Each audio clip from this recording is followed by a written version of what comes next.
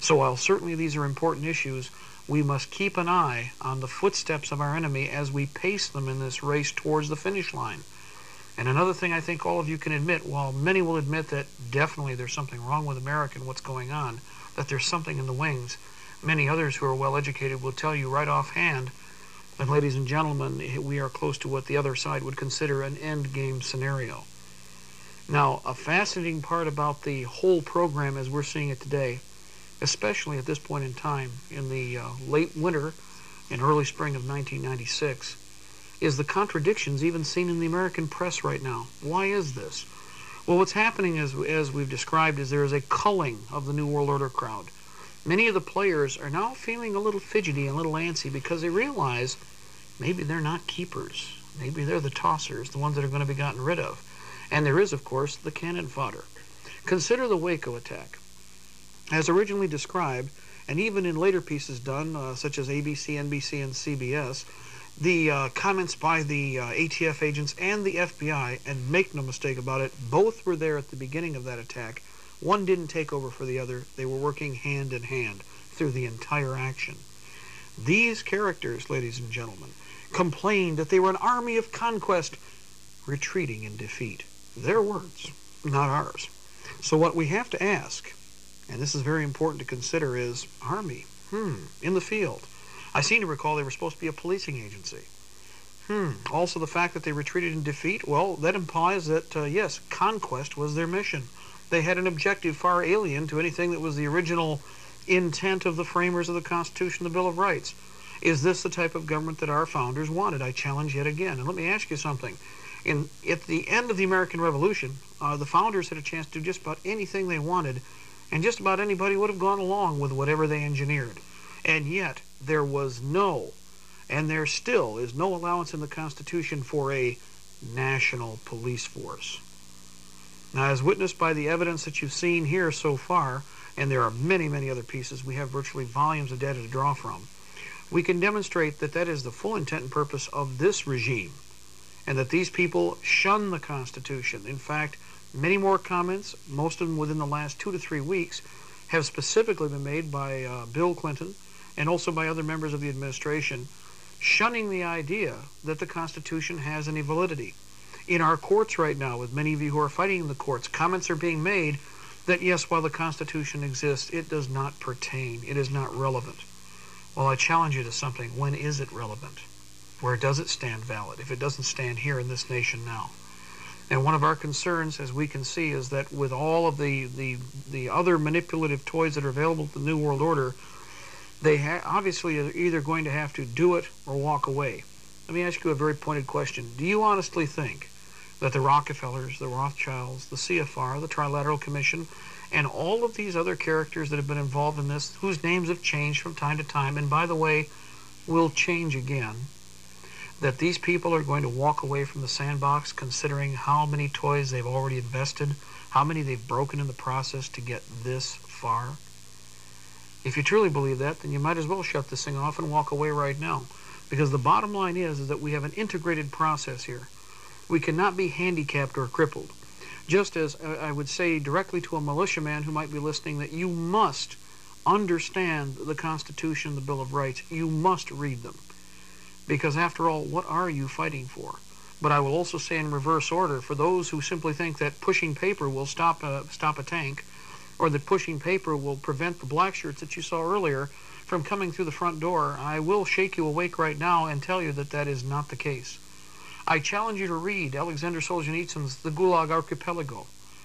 The man lived the experience, but not for a few years, not as an inconvenience because of a little state of martial law for, a few weeks.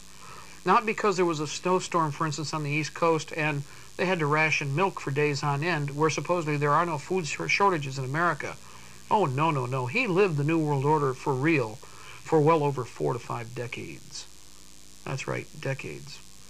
It is realistic to understand and to fully realize at this time that if the New World Order has its way, there will be no place to run.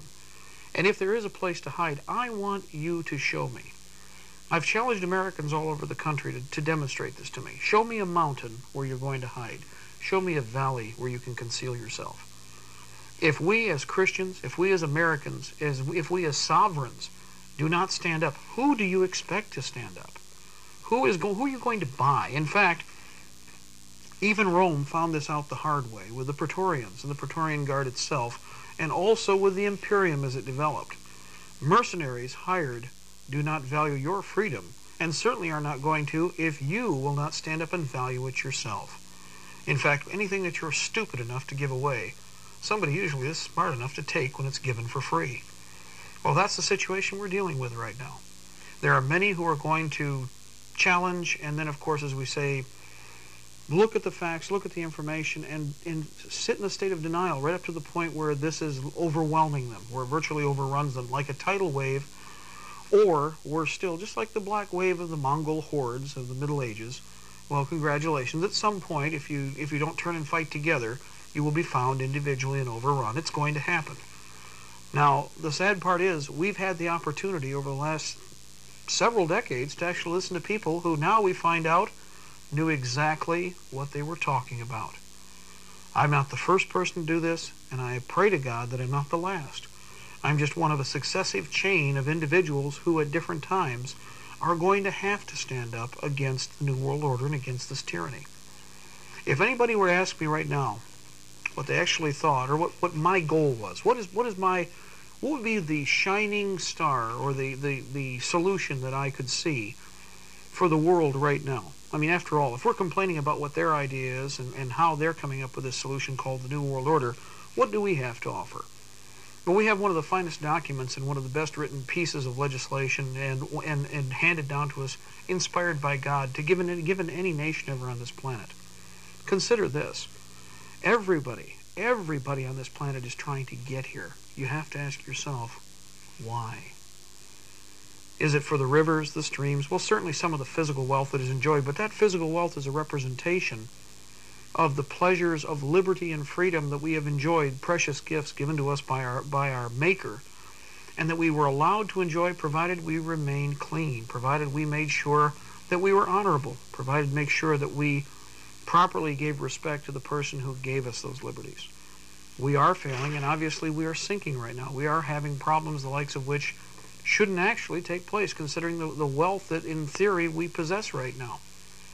Well, consider this. My goal or my dream would be never to have to fire a shot, and to take the Constitution, the Bill of Rights, and the documents that we have and peacefully demonstrate them to the rest of the world. We don't need a New World Order to do that, and we certainly don't need the United Nations. In fact, the very nature of the United Nations and the system that we're facing is such that they must take away those documents. But given the opportunity with peace, ladies and gentlemen, we do not need weapons of war to take this theory, these ideas to other people, first showing them how they work here, and then offering to take them to other people around the planet. That will not be allowed by the New World Order, because how can you sell a pile of debris, a bill of goods like socialism, fascism, communism, if you have this system intact, running the way it's supposed to? The bottom line is, as we've already seen in the last 20 to 30 years, you can't. So what's happened is planned subversion has taken place. We have to re-educate. I pity the generation coming up right now in one way. They have been so ineptly educated by the generation coming out of the 60s and 70s that while it is not their fault, it will take them the rest of their lives, just as it's taking the rest of our lives, to recover what they've lost. Maybe longer, because some of what they have lost they may never properly learn. Consider that. Consider the damage done to this nation, and it will take just as long as it took to do the damage to repair it. Well, that's the challenge to all of you whenever I look to the many hundreds of thousands and millions of people we've spoken to. I look out at the different people, and I see it a different way than most of you.